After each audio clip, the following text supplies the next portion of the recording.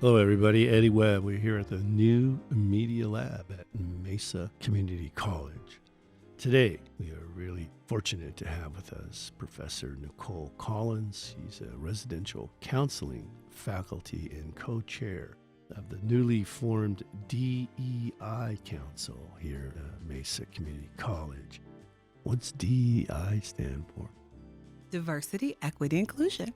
We want to welcome you to the show. And as always, we put out a call for people to send me questions for our content. And we try to do our best to answer those questions for people in an authentic way. And Professor Collins, where'd you go to school at? Tell us a little bit about your background.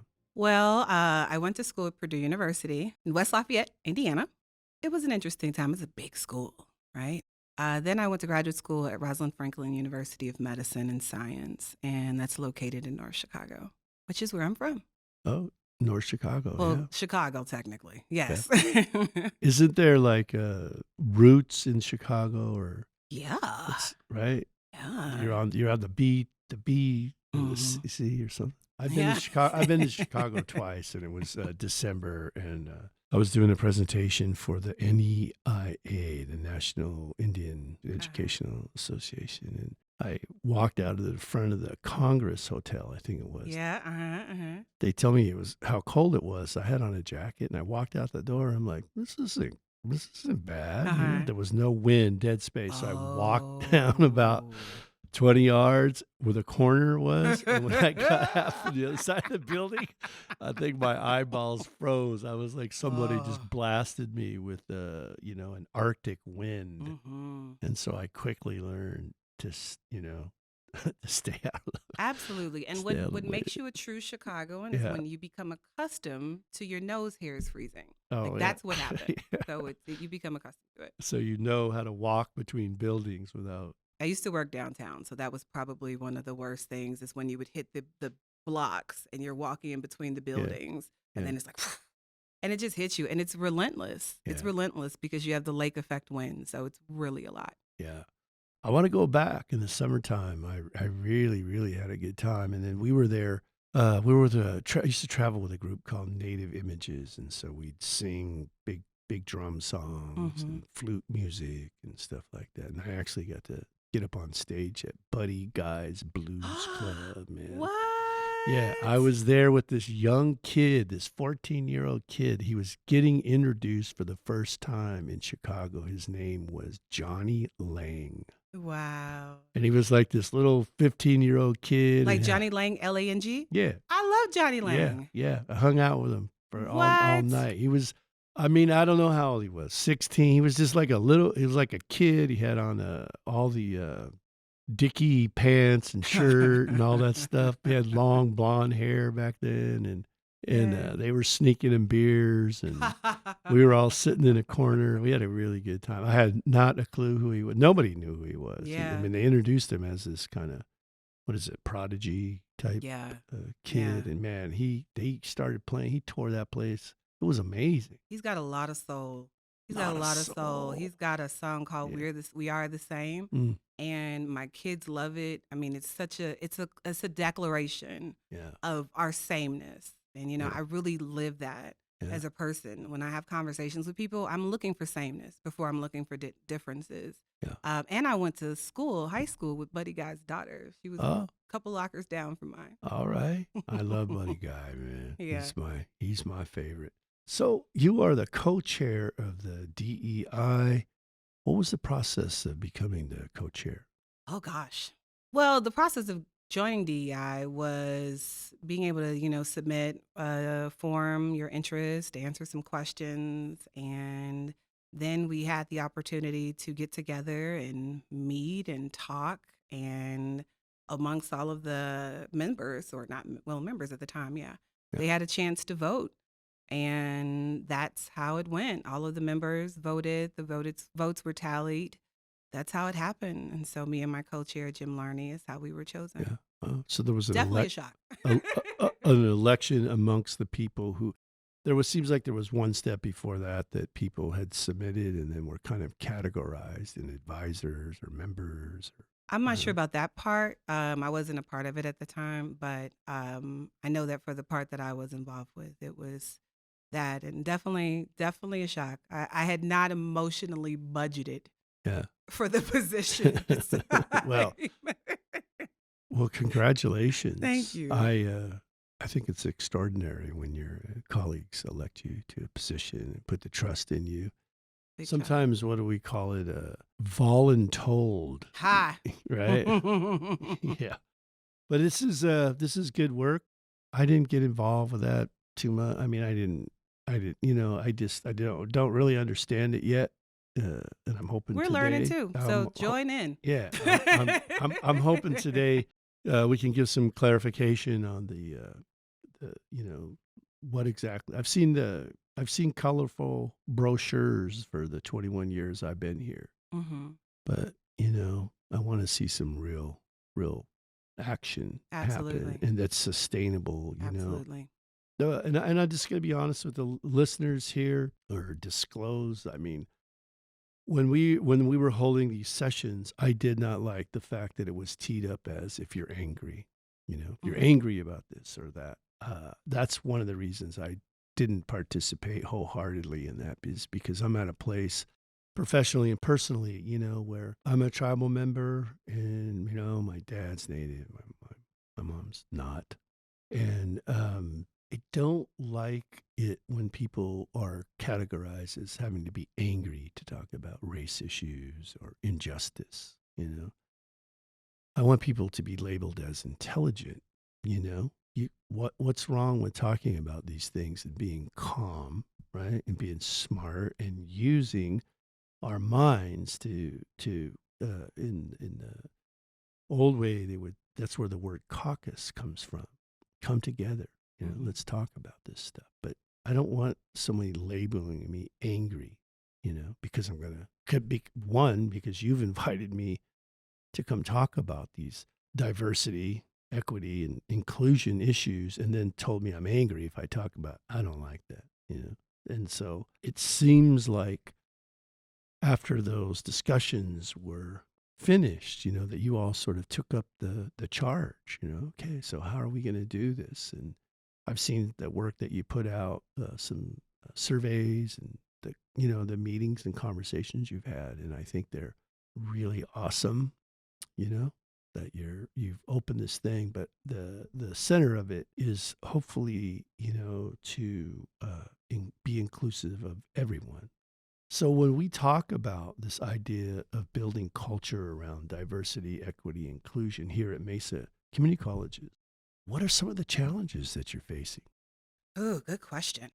Challenges that as a co-chair. Yeah, or Okay, your so organization as a okay. whole, or you? I think some of the challenges are the very obvious elephant in the room, right? Is we're in a pandemic. Being able to create a council, to create strategic plans, to create goals in a virtual space with a group of people who have never sat in front of each other as a collective removes the normal group dynamics that are necessary for healthy group growth. And so we had to kind of shoulder that burden, not even kind of, we had to shoulder that burden of having to get to know each other, establish trust with a group of people who had not taken the time to build it because we didn't have the time during the summer. And no one planned a pandemic. Like they just didn't plan, and definitely didn't plan on it lasting this long, right? We're Right. we're going into almost a full year. Oh, no, we're past a full year of it. So we're still in this place where we're trying to navigate that. In addition to the pandemic of racism, that boiled over because you had people who were already stuck at home and they had no place to go. And so the media is literally constantly coming at you. The messaging is constantly coming. So even if you wanted to avoid the conversation, you couldn't. Mm. So it thrust into the forefront a conversation that was taboo before. It was a don't talk about it. We don't see it. Don't say anything. It's not so bad. Right. It was that element that was in the room. Um, and so, given the force that all of this came at the entire world and to see the whole world get behind it, I don't think there could have been another moment where this could have happened. Right. It was the perfect storm. And as a woman of faith, I don't believe anything happens by accident. I think that all things come together and there's a bigger picture. So it feels chaotic in the moment, right? But there's really order in it in a way. And so it gave us the space as a council to talk about something without the taboo nature being as strong. And we had a stronger platform to have some more difficult discussions. And then, too, we have a group of individuals who are from all classes of the college. So we have students, part-time staff, full-time staff, OYOs, adjunct faculty, residential faculty. So we got this entire group who are coming from different identity groups that they work with, people that they're associated with. So having to navigate that space is definitely a challenge, too. And then navigating the dynamics of the college, right? And how things have been, past hurts, past disappointments, things that impacted people's livelihood, mental health, emotional well-being. All of these things were coming into the picture.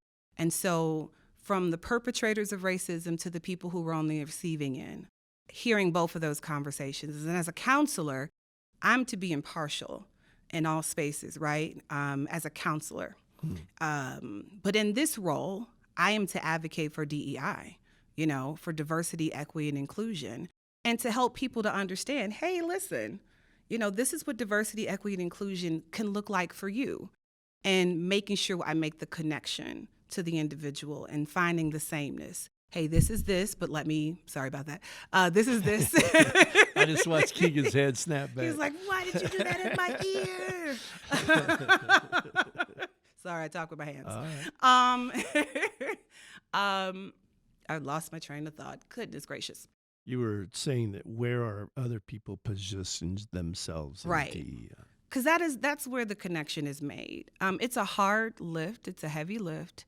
But I think people are more receptive to the conversations, especially when we have the inequities literally screaming at us. Right. They're screaming. Well, and as we know, there's still people I think there has to be an element of trust before, because even for this show, I always put a call out for questions, and a lot of people sent me a lot of questions under the thing of, anonymity in many ways, which I thought was telling. And, concern, I want to ask this question, but, concerned. Yeah. And so all of us have had to deal at every job on campus have had to deal with the pandemic and the culture of, working at home and online. How have you guys been addressing some of these challenges? Well, we're trying our best to mimic the campus experience, but that's hard. Right. Because there's a sense of belonging when you're together. There's an energy that's present, and through these wonderful platforms of media, we're able to communicate with each other from long distances. But it's void of the energy that humans need to read each other. Right. And so now we're relying on senses that we typically haven't had to use to this degree. And we can often read it right or read it really wrong really quickly. Right. If you hit mute for too long, right. That could be misconstrued. But, it could be misconstrued if you're quiet in a meeting here on campus, Right. And so without the energy there, I think that's a little bit difficult.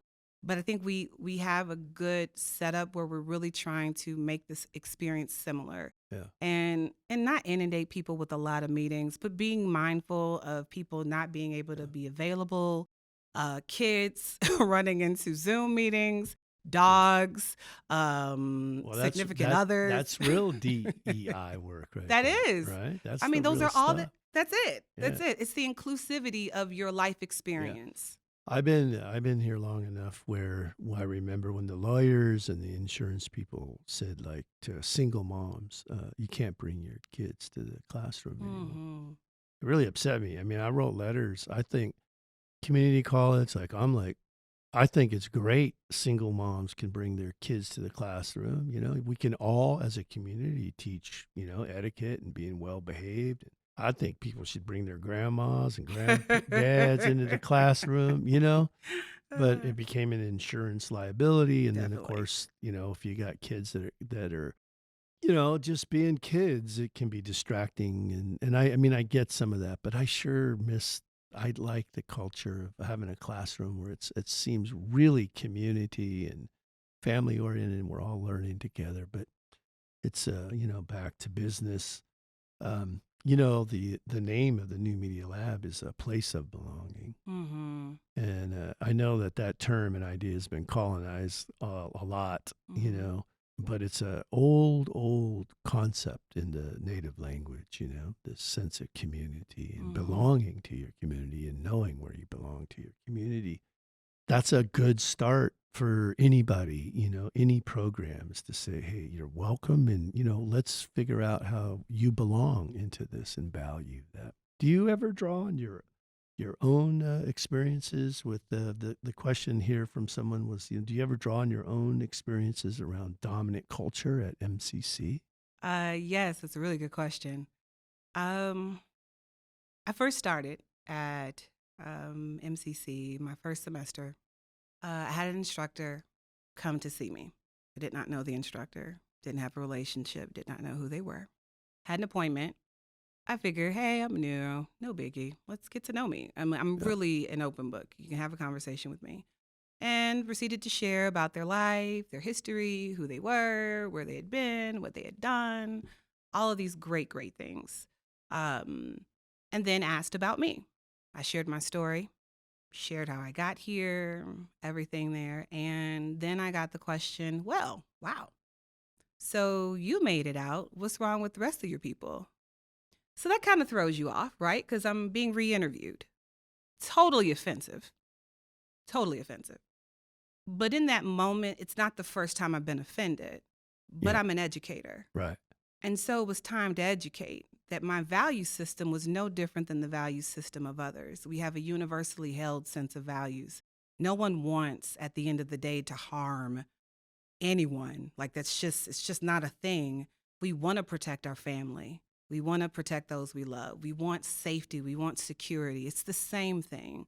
But when you're in a city like Chicago, where you have food deserts, where there are no food sources for grocery stores around, when you have housing projects that are the largest in the nation that are there that don't have access to real resources for health and wellness. Those are huge disparities. And so when you sit within a system and you don't have access to resources, then that completely limits what you're able to do. Now, my parents both grew up in the projects in Chicago, and I would not like to say that they're exceptions to the rule, but they also shouldn't be these model citizens either.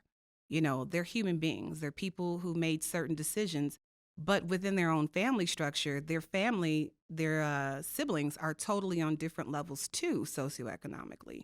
So, same household, same parents, same everything, except different life experiences.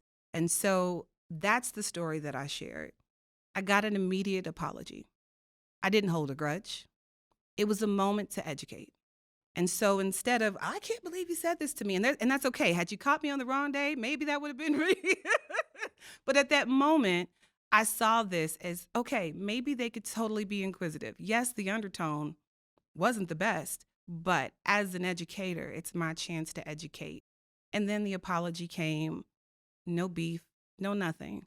And I hope that I took that opportunity to share my experience, and maybe it changed their life. Yeah. Maybe it changed how they experienced other cultures. Yeah. Maybe it changed how they interacted with students on the campus. But it was that one story, and they've been here for a long time. Right.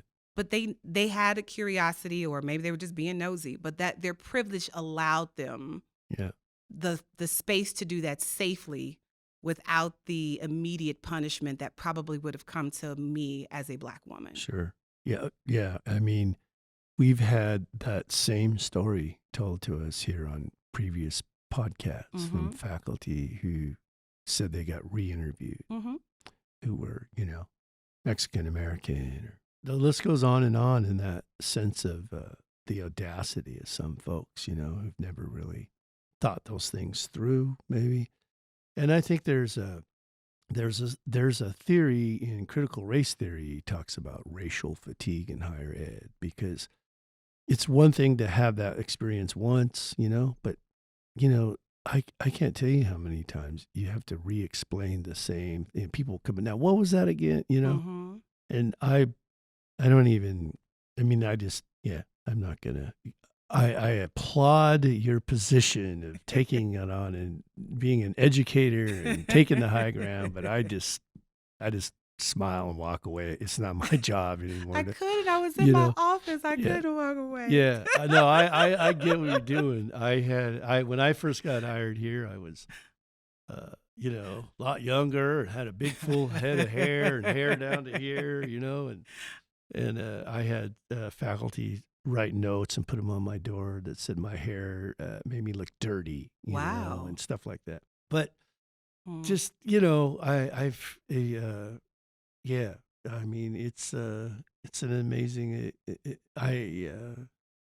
So anyway, I applaud your position on doing that.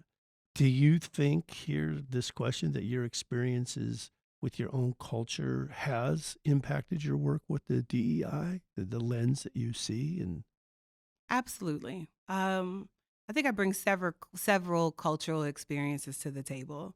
Not being from Arizona is one. Being in Chicago and is one.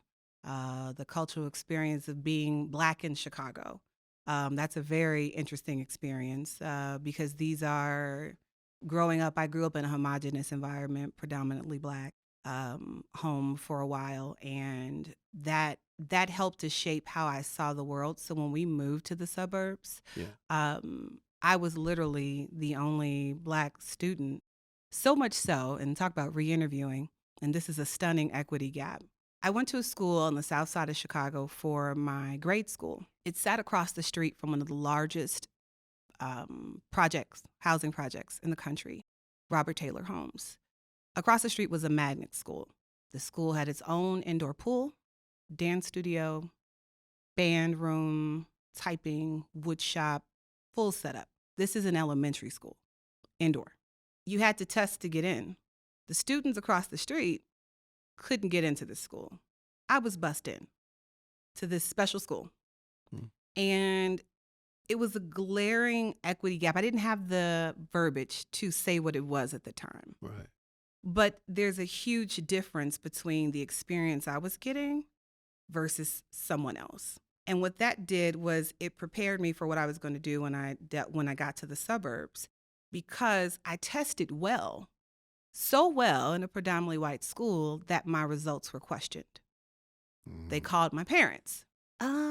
Yeah, so we're not sure what happened. Are you sure? Where did she go to school again? Because it doesn't make sense. There's no way a Black girl from the city of Chicago could score this well. wow, Same thing in high school. yeah, Affluent high school, no way in the world that I got tested and put into a gifted program. There was no way possible. None of these things happened. And so my results have been questioned. And not in the way that was just like outright, just more like, are you sure? And it's very passive aggressive, right? right, And as a child, I didn't know what was going on, but this is what my parents were navigating. Remember, housing projects in Chicago, it's all of a sudden being out here in this environment. I was in a space where I had this access to education that students did not have access to, who lived across the street, right, that I had access to. But then that access, when I got into spaces that did not have me in it as much, that was questioned. yeah, And so it was the constant idea that I needed to prove myself worthy of the position, even though on paper I did. yeah. Do you think that same element exists here at Mesa? That the folk, because we've had this come up on other shows where people have said to us off the record and on camera, that they feel that a lot of Eurocentric folks and systems don't think that people that come from an Indian community or African American community are as smart as they are. Just bluntly put like that. Do you think some of that exists still? This sense of people thinking, some of us are not as. Yeah, I 100% agree with you. Yes, it's still a thing. But it's not just from a dominant class. Yeah. I get it from many people who question me very often. because I'm an outsider. What do you mean? You mean just the credentials, like who am I? Where am I from? Do I know what I know? Where are you from? It's the constant questioning, right? yeah, And in that space, some of it is just like, hey, this is just innocent, but it's that part could be exhausting, yeah, right? Because it's once again, it goes back to that re-interviewing right. process That's right. Yeah. where you're re-interviewing for something that you've been qualified for and a space that you're in. And so without the knowledge of who I am, it's easy to make an assumption, right? That there's no way you could be blackened in this space. No way possible. Right. But that exposes another layer of Right. issues. And so to me, it means that I need to go deeper. So when people question that, I'm like, there's something deeper. And so it doesn't push me away. It just makes me think harder on how to connect with you. Yeah, and that's where I think the theory of racial fatigue came in, Mhm. is that people have to double down on everything they're doing, and you're in this place that's not, it is abnormal, Mhm. right? And there's this constant expectation, whether it's self-imposed or within the culture, that people of different cultures need to work harder, improve harder, and gain this acceptance. And that's where I think a new world is awaiting people. I asked a guy years ago, after I had done a lot of work around American Indian stuff, and I asked this guy, I said, "Hey man, do you ever need to come to work here at Mesa and fight to be a white man?" He just looked at me like I was crazy. Mhm. And I'm like, oh, and it really influenced my doctoral work in around inherent tribal sovereignty, because that's a sense of freedom that other people don't always have, you know, like there was never the stress about that. Never had to come fight for a class or a club or a program or a degree or a book or anything, because it's all made, there's no resistance to that. And so I think that weighs on a lot of people that other folks don't recognize. And I hope that in the work that we're doing here is just to be free. It's not always about trying to settle it with this other people or group. Who cares? I want to be free, right? I'm still gonna do American Indian stuff, and I'm gonna create space for the projects that we do for all students and all backgrounds freely. I'm not, and it's been an amazing thing, because it seems like the more you started this off with, you're a woman of faith, and I think for those of us that have been very committed to ceremony and that part of our culture, that's where we draw our strength. Mhm. Right. That's where I draw my identity. I work with my tribal council often. That's where I get my validation. Mhm. Right. And because I want to be free. This is what I'm hoping the DEI eventually does, is create environments where people are doing very proactive projects. And it's not all about resistance. And we talk about always being stuck in the diagnosis. And let's get beyond the diagnosis. What can we do, to really be inclusive? I've said this before on a podcast a while back, where Diane Sawyer was interviewing Maya Angelou. And she said to Maya, Maya, when I look at you, I don't see a black woman. And I thought her head was going to come off of her shoulders. And she said, "You damn well better see a black woman. I am a black woman." Absolutely. Right? Yeah. And so that's the kind of stuff, the work I want to see. I want people to be, not proud like John Wayne proud, but, like free to be who you are, Yeah. and not to, folks that sent me these questions. I'm telling you, there was this, sense of fear, and, I don't want to, rock Yeah. the boat and stuff. And so, as leaders here at what you're doing, I think that you have an amazing charge to put forth an agenda that, truly is inclusive. One of the questions one of our listeners sent to me was, what kind of measurable goals and tangible results are y'all looking for? Have you quantified those yet? So we have our goals already. Fostering an inclusive climate, recruiting and retaining a diverse workforce, and closing the student equity gap. Creating the metrics is what we're doing now to measure it, to be able to measure our success, working with the different stakeholders in different areas around the college to collect that information and to be able to put it together. That is the process that we are going into now. I think last semester was really just trying to organize the information from our consultants that conducted our climate assessment, looking through the recommendations, and a few of them have already been met. Oh, So really just trying to check off these, but also we weren't limited to that list, right? These are recommendations. It's not right. we as the climate has changed, right? Things have changed. What we need has changed, and so it's always making sure you have an ear to the ground and you're listening to what the people need, what they're asking for, but also being cognizant of what works and what doesn't, Right. what's successful and what isn't. And so getting the relationships necessary to get the buy-in, because if people feel like they're going to lose, they can translate that to a space of fear. You're coming after everything for me. Right. And once you get people into that space of fear, then they're going to protect themselves. It's like, ah. Right. And so we don't want a fear-based response. It's, hey, let's talk. Let's see what's going on. And how do we talk about this? Because if the murder of George Floyd wasn't it, if the pandemic wasn't it, if the divide that happened around the election wasn't it, then it's not so much the messaging anymore because we're inundated with messaging, right? Right. It's the relationship. We lack relationship. We have literally dedicated so many hours to a screen.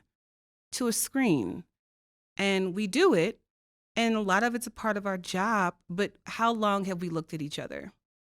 One of the things, when I first moved here, I was in a restaurant and I saw someone at the cash register, and so I'm having this conversation. I have my alma mater on my shirt. And she said, oh, I never heard of that. And I explained the college, and she said, oh, well, that's really cool. And she said, I could never go to college. I said, who told you that lie? And she's like, oh, I just don't have the grades. I said, who told you that lie? That's not true. And this is at a fast food restaurant. Sit down, eat my food with my children, and we talk a little bit at the register. And then she comes out. Her boss looks at her like she's crazy. She comes up and she hugs me and she's sobbing. And she's like, I had no clue I could do something like this. And what it was me removing my eyes from my phone and looking at her and engaging. Mm. And that breaks people. And it's such an interesting phenomenon, even as a counselor. It doesn't take much to get people to open up. People are so desperate for human connection that they will open up the moment you say, how are you doing today? What's going on? Has anybody asked you how your heart feels? My kids know when they're feeling a certain kind of way, I put my hand on their chest and I say, what is your heart trying to say? Because sometimes you just need people to talk from there. And I just listen. Tell me Yeah. your heart. Yeah. And I think that's what humanity needs. What is your heart saying? So from the racist who's doing whatever, what's your heart say? What's at the root of this? Because I know that you're not designed to hate me. Right. I know that. What's the pain? And the truth is, I may be able to identify with it. Am I willing to take the risk? And it's a heavy lift. Like you said, it's fatigue in a lot of ways. But that relationship is valuable for me. I want to know. Well, this is the kind of, there's a whole lot there in what you just said. I mean, there's layers and layers of things to explore there. But I think this idea, the first step, of course, is to have this personal connection with someone and to not be overly empathetic or feel sorry, but to really empower someone and acknowledge them.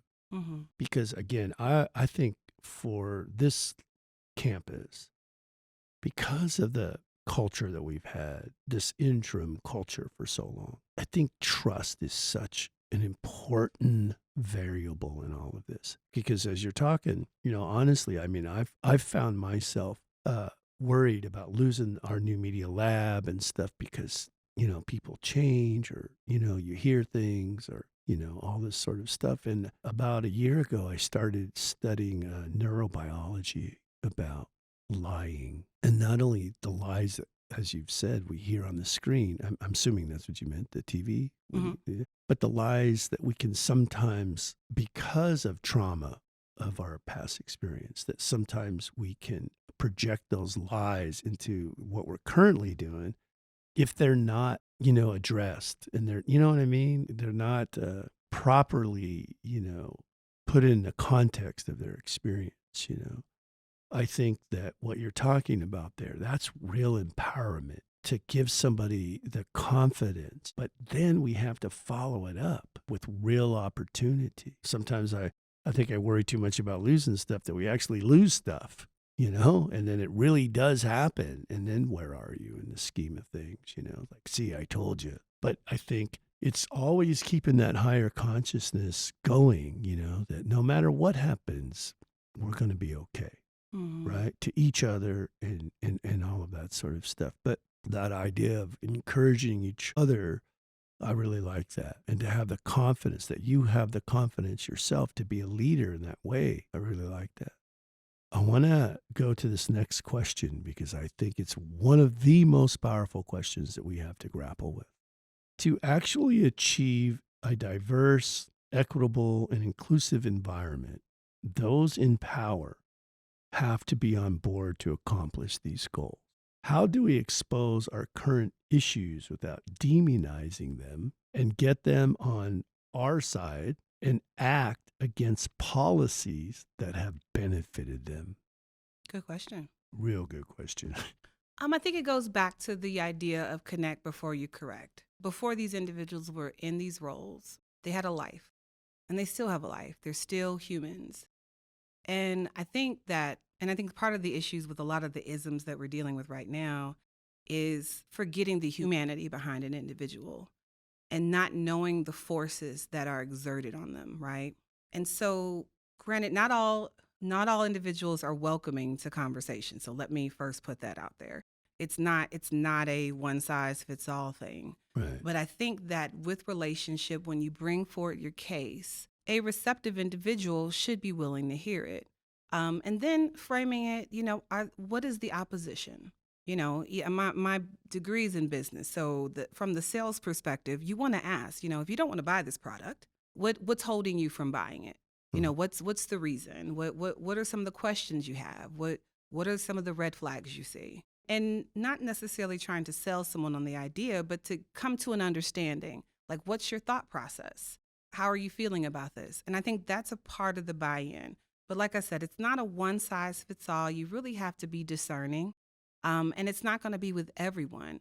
But if you have an emotionally competent leader, and we have some amazing leadership right now, like we're in a really, really good space. So you have that competency, you've got spaces where you can share. And so we can have those conversations, but it's not going to be the same for everyone. It just isn't. Yeah. And so how do you get past that if you're running into blocks?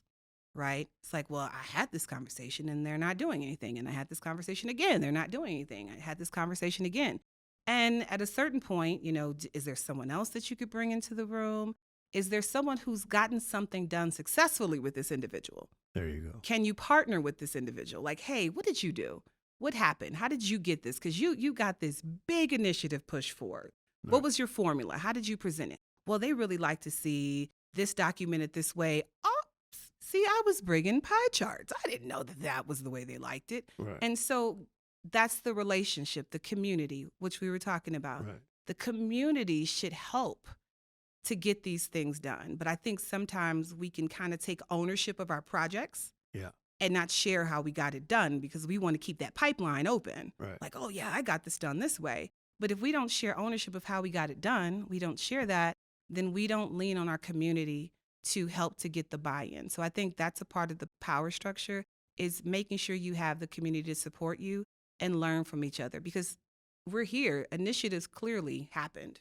Yeah. This took us 10 years to get one room. Yeah. But the work that we've had is Again, before COVID, we were doing the New Media Lab Academy. We're building 10 of these on every campus. Wow. And we did it the right way. Yeah. We piloted, we brought data in, we worked with the senates, the FEC, the college presidents, the district hierarchy from the chancellor to the provost. And we were on fire there for a while, but then COVID hit and just sort of put everything on hold. And then we shuffled a deck by presidents leaving. Yeah. This question here, still there's this part of it where people are asking, okay, we keep saying we have great leadership, but where are the results? Right. And then how do you actually get somebody to work against a policy that they benefit from?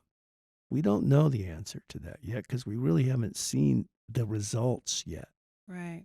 I mean, you've mentioned a few things that you've checked off of your list, but by and large, I think we're still in an assessment. Let's call it assessment rather than a diagnosis, because the people we paid all that money for to come in and do a survey, an environmental study, again, that was diagnosis. That was a cultural, study to see an assessment of where people are at. And moving forward, I think it's gonna take some time because this culture exists.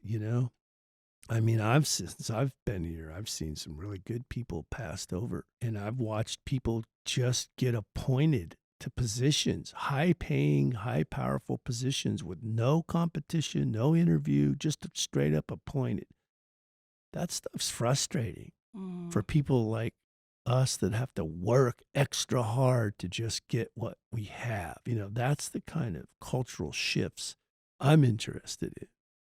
Also, the DEI seems to focus a lot on race issues, but what about income equality? How does income equality fit into that? Fantastic question. In this time, I've learned really a lot within this community, classism, where income equality is very evident, where there's a protected class, right?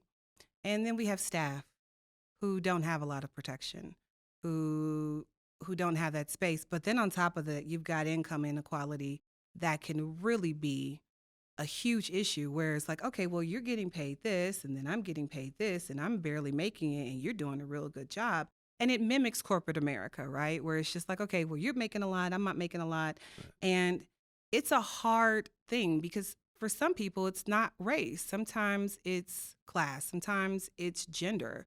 I've heard a lot about gender from individuals too. So income inequality is important to address because we can't assume that someone's race automatically assumes that they have good income. It may be income potential, right? Or access to better income. Opportunity. Right, opportunity for it. But as a Black woman, I have been in spaces where I've had more access to income inequality, right? Because of where I grew up. So I grew up on the south side of Chicago, but I went to an affluent high school. And so I had access to individuals and spaces and places that my Black family and friends in the city didn't have access to. Right. And so there was a huge income inequality that I lived because my church and everything is one of the worst neighborhoods. My friends, all of them were in the city, and that was such a great, fun, exciting space. It was great. But within my own racial group, there was income inequality because my parents were doing well, but within my own family, our immediate family, it just wasn't the same. Right. And so it's a hard balance, but I know that I had a privilege in a lot of different ways. Mm-hmm. And explaining that, accepting that, and I think that's a part of broadening the race conversation is to say how you've benefited in other spaces where I had access to better income potential. So yes, my parents are both college educated, which highly increased my chances of going to college, which automatically set me up for great income. But my grandfather was an engineer in Chicago, got his degree, I want to say in the 50s.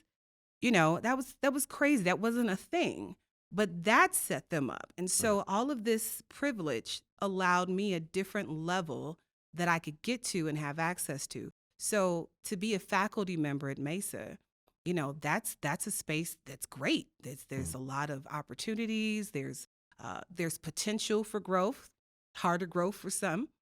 Right. easy growth for others. All of these things exist, and we want to make this more equitable because income inequality is a really huge issue. But I have to acknowledge when income inequality first introduced itself to me. And so I tell that story so I could connect with people so they know that it's not just about race. Diversity, equity, and inclusion is a very, very broad topic, and it covers a lot of ground. Yeah. And it's never going to be just about race. Race is a huge issue, huge. Right. But there are a lot of other issues going on too. So we're not going to ignore income inequality, especially with our students who are really struggling to make it day to day. Yeah. Faculty members, staff, it's people who are really, really suffering. And we need to find a way to correct that. We need to find a way to have conversations. How do we make this better? Take it up to district. Like, how far can we go with this to address it so we can fix this and make it more level? And I think that it's a heavy lift. It's a heavy ask, but it has to be on the table for conversation. I really appreciate your mindfulness around this subject, and how you, even in your own personal experience, you were very aware of your own privilege, and education seems to have played a major role. And I've said this on our podcast before because I believe it 100%. We have an opportunity to recapture what Maricopa Community College has the potential to do. Mm-hmm.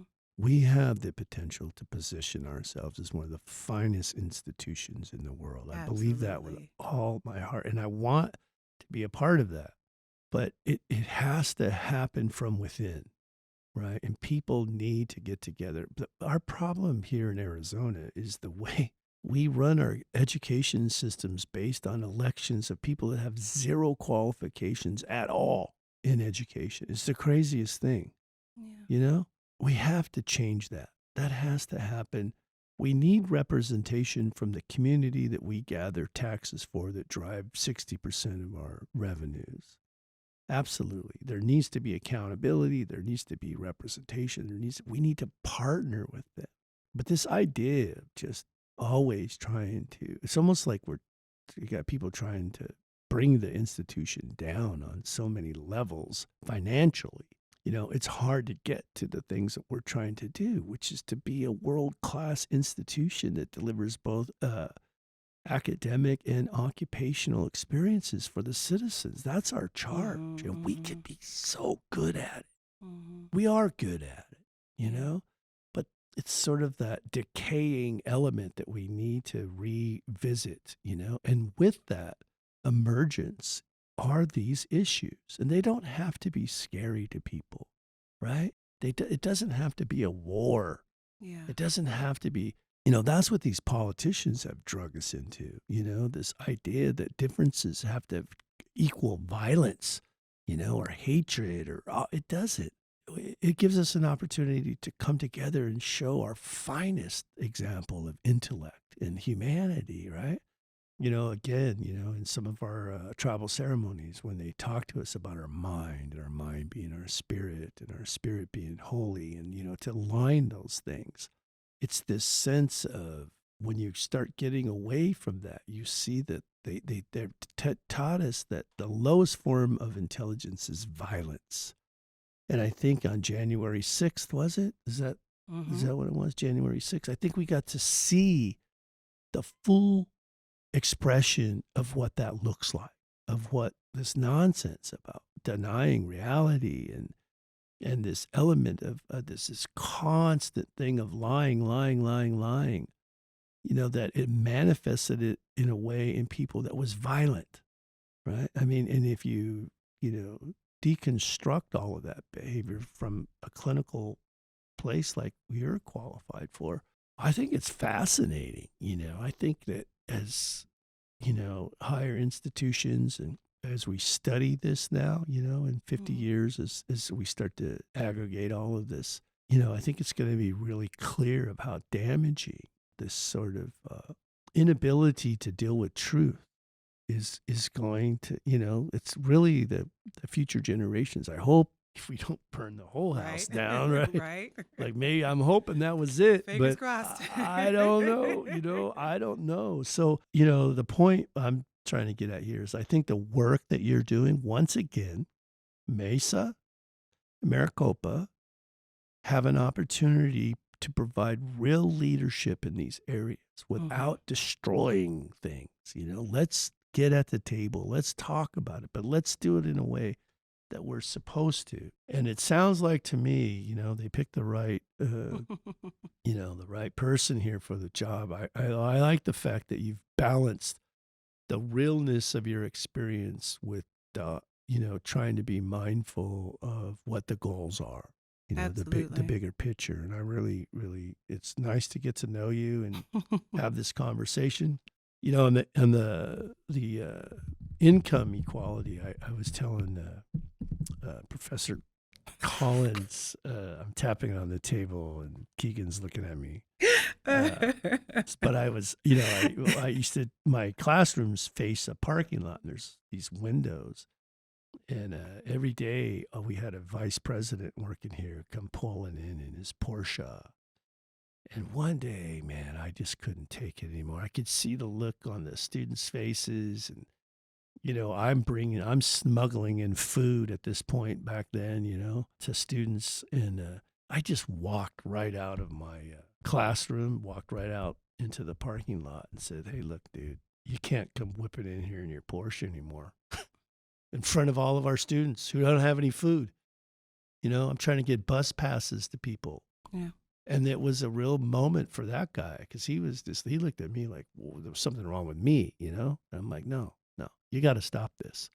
Buy another car. I don't care what it is, or park out somewhere and walk over, but don't come zipping in here.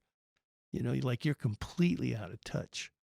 I don't know if that changed or not. I can't remember. But, it was just I just had enough of it. And I think in talking with the person that put up this question, that's what they were talking about. It's like we're on these Zooms, and some people in the background, there's a grand piano and a swimming pool, and other kids are like locked up in a one bedroom, sitting on their bedroom with not even a curtain, a sheet or something on the bed. Absolutely. Like, just be mindful of what's going on, guys. We're trying to elevate people.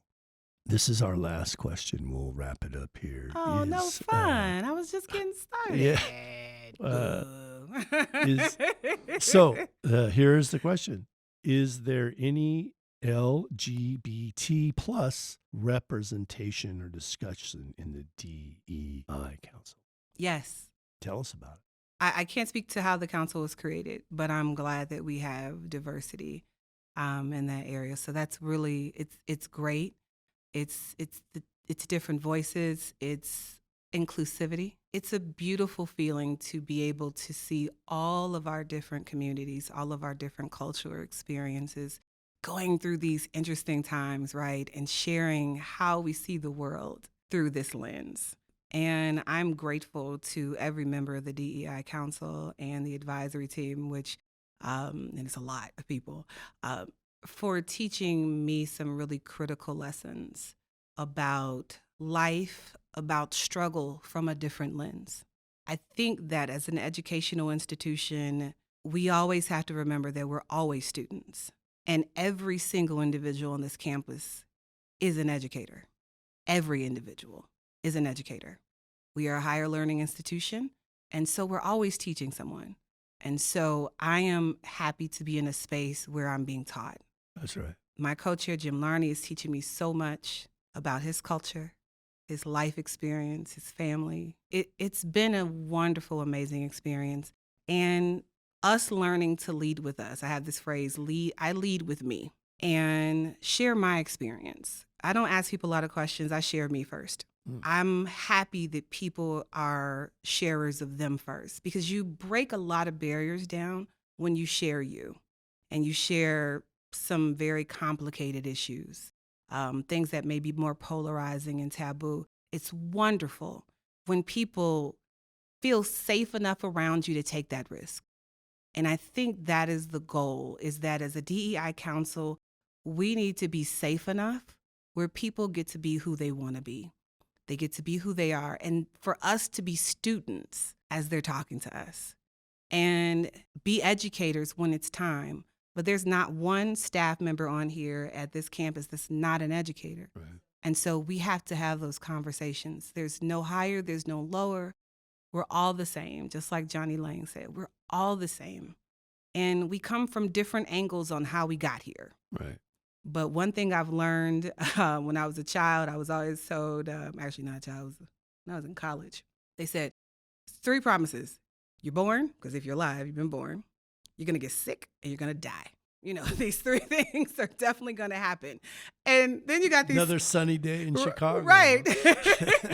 These things in between. I want to have amazing experiences in between those. Right.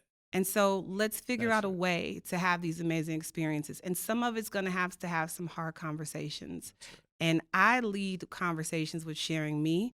I lead conversations with sharing what privileges I have, because I know it's a hot button word. Right. But I talk about the fact that as a woman of color, I got a lot more privilege than the average bear. And I own that, and I accept the optics of what that looks like. Yeah. I accept what it feels like.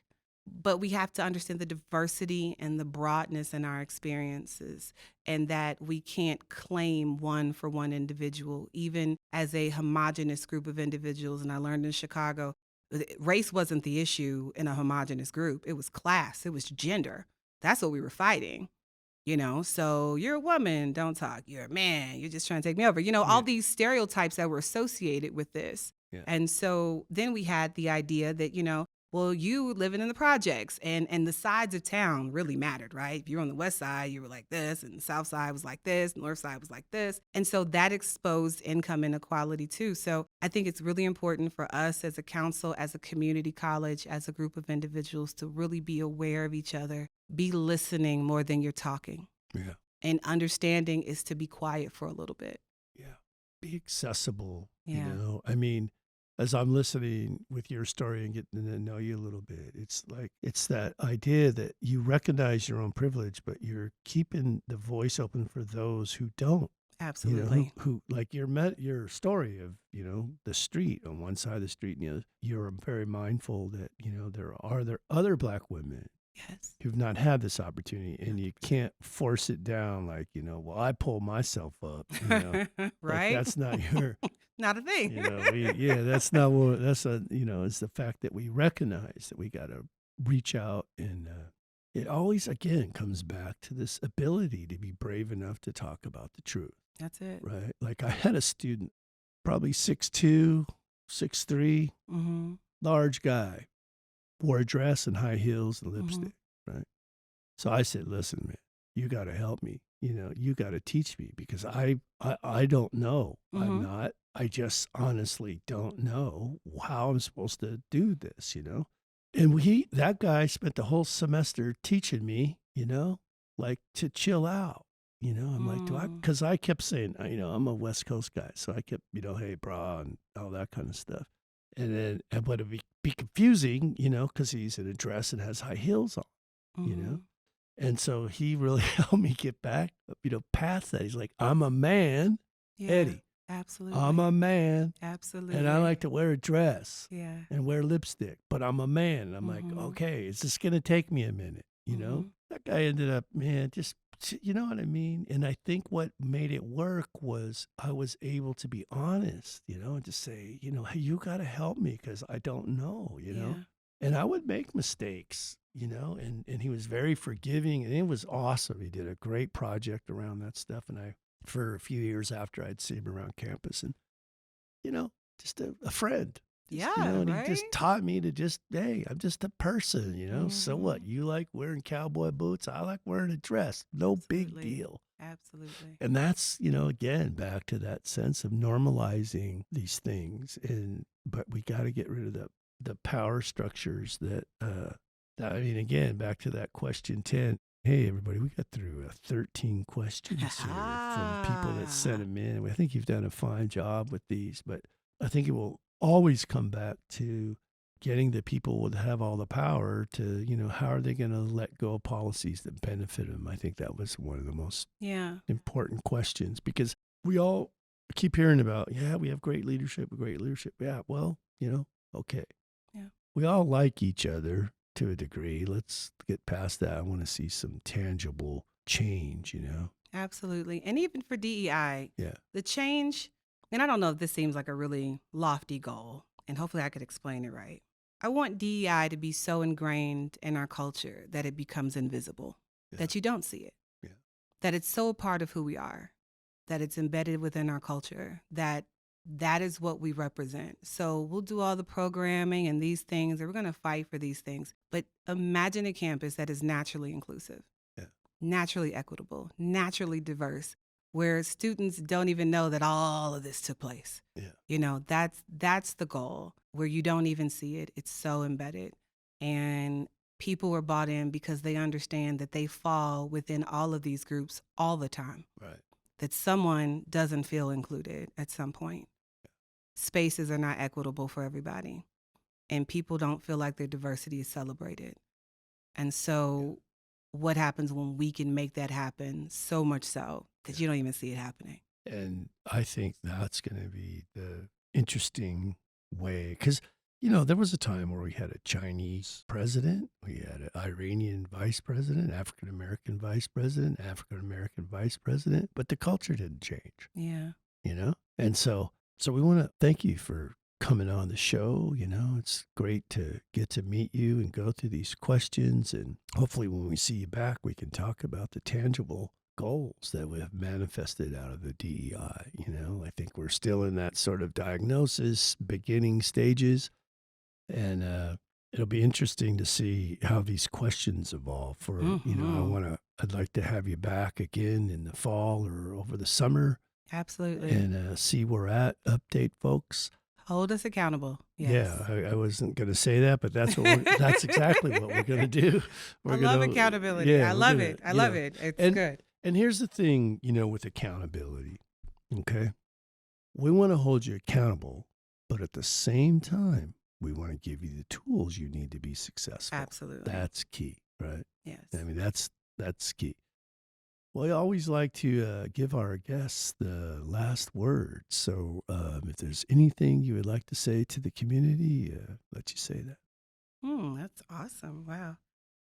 The value of love is important. The day of Christmas Day, my grandmother lost her battle with COVID. It was crazy because I saw her right before, and I don't know, in spiritual maybe, I sensed that was going to be the last time I saw her. Had mask on, took a picture, everything. Her and my grandfather got sick at the same time. Got to the hospital, and they did this crazy thing. They're like, they didn't want to be treated. They needed to be in a room with each other. They've been married for 65 years, and they started to get better when they got in the room together. My grandmother declined in the same room with my grandfather.